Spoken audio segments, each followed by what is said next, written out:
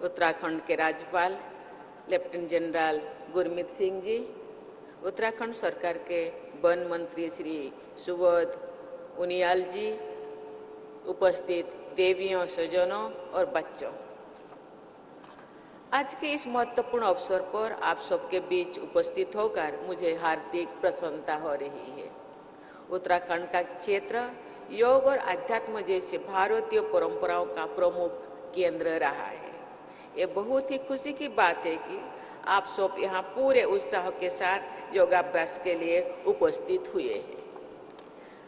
आप सभी को और पूरे विश्व में अंतर्राष्ट्रीय योग दिवस के उपलक्ष्य में योगाभ्यास कर रहे सभी प्रतिभागियों को मैं हार्दिक बधाई देती हूँ। मेरी कामना है कि योग के प्रयोग से समस्त विश्व के निवासी स्वस्थ और प्रसन्न रहे। हम सभी जानते हैं कि संयुक्त राष्ट्र महासभा ने प्रतिवर्ष 21 जून को अंतर्राष्ट्रीय योग दिवस के रूप में मनाने का प्रस्ताव असाधारण समर्थन के साथ प्रेरित किया है। अपने संकल्प ने संयुक्त राष्ट्र महासभा ने यह स्पष्ट किया था कि योगाभ्यास पूरी विश्व की जनसंख्या के स्वास्थ्य के लिए लाभकारी होगा। सन 2015 से अंतर्राष्ट्रीय योग दिवस के दिन अधिकांश देश में योगाभ्यास के आयोजन किए जाता है। योग पूरी मानवता की साझा धरोहर बन चुका है।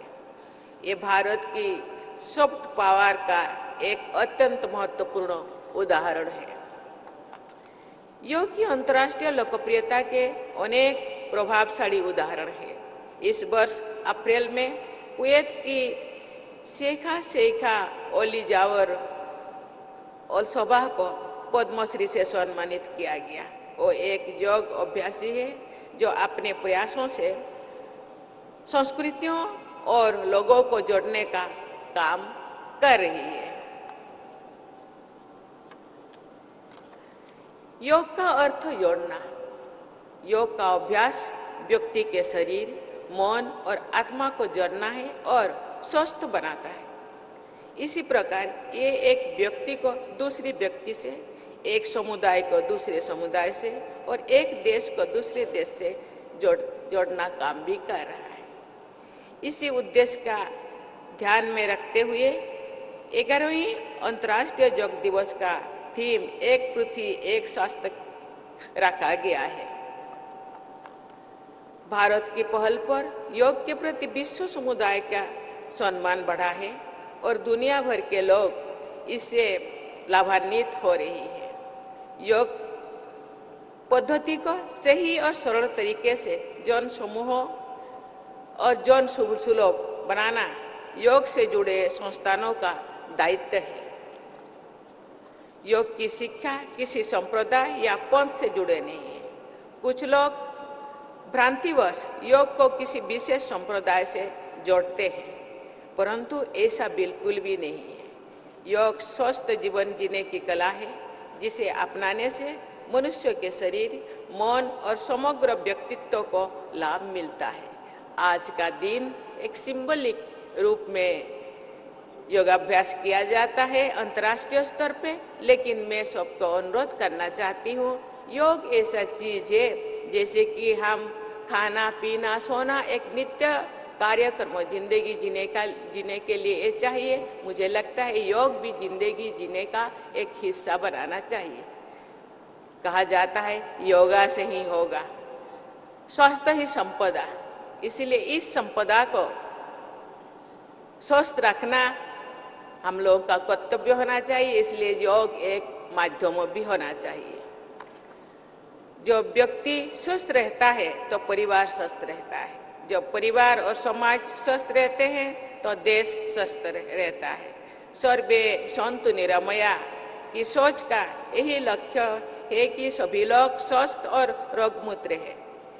इस सोच को साकार करने में योग का रास्ता बहुत उपयोगी है। यही सभी मानते हैं कि prevention is better than cure की नीति अधिक प्रभावी है। प्रिवेंशन के लिए योग बहुत उपयोगी माना जाता है।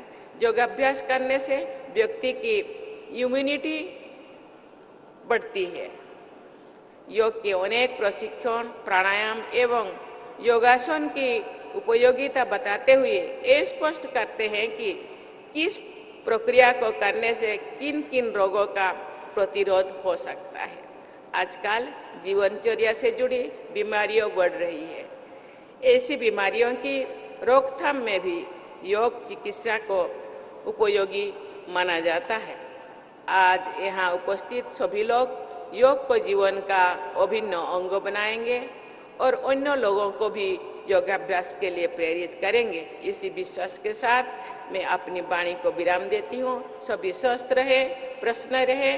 मेरी शुभकामनाएं आपके साथ हैं। धन्यवाद। जय हिंद, जय भारत। कृपया सभी महानुभाव अपने स्थान पर खड़े होने का कष्ट करें।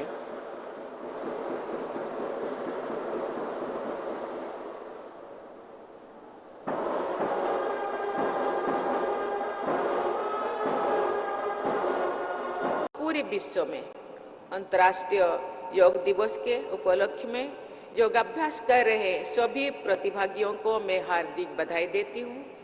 मेरी कामना है कि योग के प्रयोग से समस्त विश्व के निवासी स्वस्थ और प्रसन्न रहे। हम सभी जानते हैं कि संयुक्त राष्ट्र महासभा ने प्रतिवर्ष 21 जून को अंतर्राष्ट्रीय योग दिवस के रूप में मनाने का प्रस्ताव असाधारण समर्थन के साथ प्रेरित किया है। अपने संकल्प ने संयुक्त राष्ट्र महासभा ने यह स्पष्ट किया था कि योगाभ्यास पूरी विश्व की जनसंख्या के स्वास्थ्य के लिए लाभकारी होगा। सन 2015 से अंतर्राष्ट्रीय योग दिवस के दिन अधिकांश देश में योगाभ्यास के आयोजन किए जाता है। योग पूरी मानवता की साझा धरोहर बन चुका है। ये भारत की सॉफ्ट पावर का एक अत्यंत महत्वपूर्ण उदाहरण है। यही सभी मानते हैं कि prevention is better than cure की नीति अधिक प्रभावी है। प्रिवेंशन के लिए योग बहुत उपयोगी माना जाता है। योगाभ्यास करने से व्यक्ति की इम्यूनिटी बढ़ती है। योग के अनेक प्रशिक्षण, प्राणायाम एवं योगासन की उपयोगिता बताते हुए ये स्पष्ट करते हैं कि किस प्रक्रिया को करने से किन किन रोगों का प्रतिरोध हो सकता है। आजकल जीवनचर्या से जुड़ी बीमारियां बढ़ रही है। ऐसी बीमारियों की रोकथाम में भी योग चिकित्सा को उपयोगी माना जाता है। योग का अर्थ जोड़ना। योग का अभ्यास व्यक्ति के शरीर, मन और आत्मा को जोड़ना है और स्वस्थ बनाता है। इसी प्रकार ये एक व्यक्ति को दूसरी व्यक्ति से, एक समुदाय को दूसरे समुदाय से और एक देश को दूसरे देश से जोड़ना काम भी कर रहा है।